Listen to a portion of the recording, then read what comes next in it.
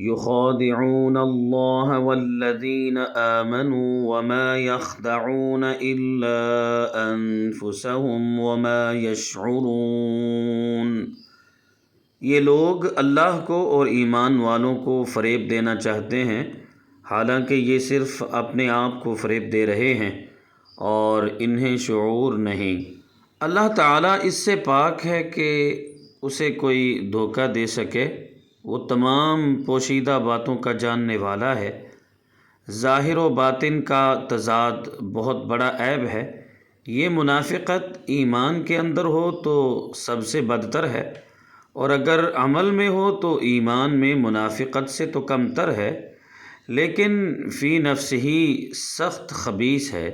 جس آدمی کے قول و فعل اور ظاہر و باطن میں تضاد ہوگا تو لوگوں کی نظر میں وہ سخت قابل نفرت ہوگا۔ ایمان میں منافقت مخصوص لوگوں میں پائی جاتی ہے، جبکہ عملی منافقت ہر سطح کے لوگوں میں پائی جا سکتی ہے۔